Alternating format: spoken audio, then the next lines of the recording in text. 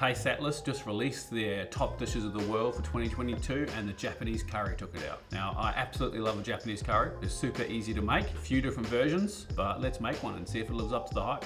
So this is what you're gonna need. And one of the reasons this thing is so easy to make are these things. Now don't turn your nose up at these. These things are amazing. There's a mild, a medium hot, and a hot one.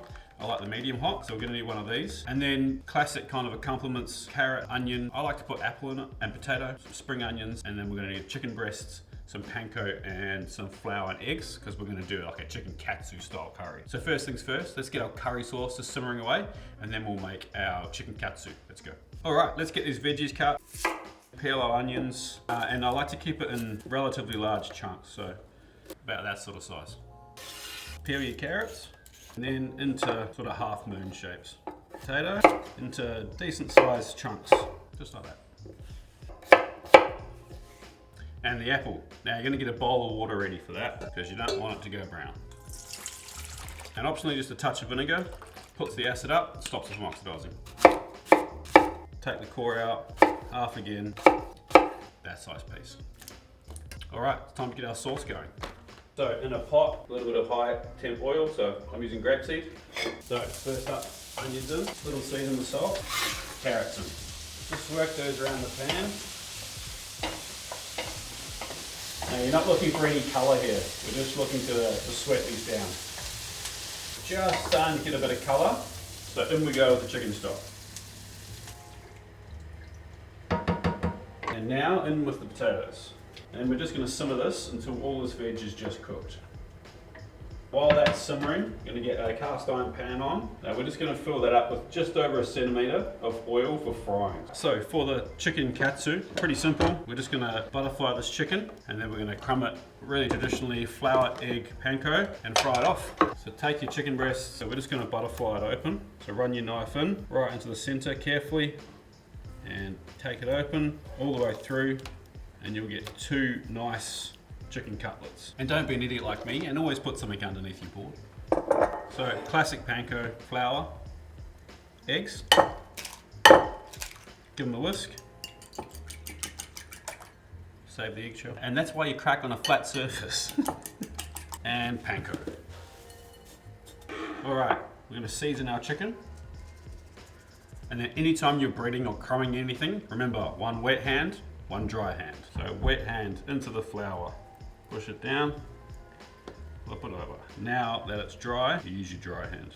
Shake off any excess, wet hand into the egg.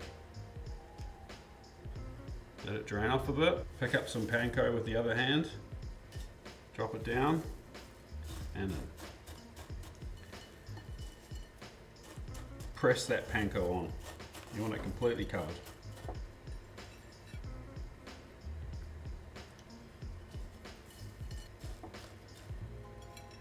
All right, so the carrots and potatoes have been cooking for about 15 minutes now and they're kind of 80% done.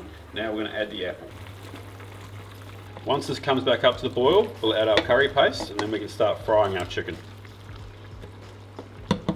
All right, time to add the magic.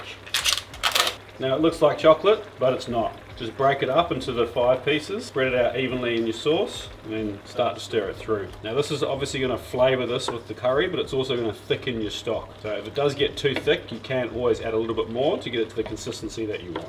But you do want a pretty thick curry sauce here.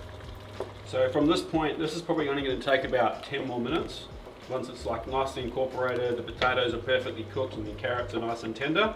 So at this point we're going to start cooking our chicken. So we've got our oil here, it's at about 170 degrees. Very carefully laying away from ourselves, we're going to add our chicken. Just give it a little move just to make sure it hasn't stuck to the bottom. Always remember to taste your cooking. It's pretty good. Doesn't need any salt. That's lovely. So we're just looking for it to be nice and golden brown on the outside, and given that they're relatively thin, you can pretty much guarantee that once it's golden brown on the outside, it should be cooked all the way through. So this is the sort of consistency you're looking with that sauce. Nice and viscosic and thick. The only lumps in here should be the vegetables. So So garnish, we're just going to use some spring onions, sliced nice and thin. You could also use some pickled radish. In Japan, they often serve this dish with pickled radish. And then I always like to mix together the whites and greens. Onto a wire rack. And then straight away, season it with some flaky sea salt. Time to serve up. So then here we've just got some steamed short grain rice. We'll keep that nice and light and fluffy. All right, to start, rice on one side, curry on the other side. And then our chicken, slice our chicken.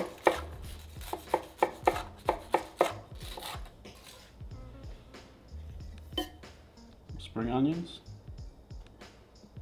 And there we go, Japanese karē. Let's see if this really is the best dish of 2022.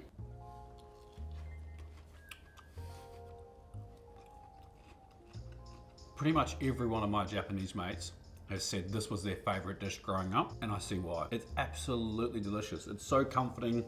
The crispy chicken, the silky sauce, the rice to mop it all up, absolutely delicious. I think it definitely deserves its place at the top of that list. Thanks for watching, legends. Like this video if you got anything from it, subscribe if you're not, and definitely give this one a go. It's absolutely delicious. We'll see you next week for another video.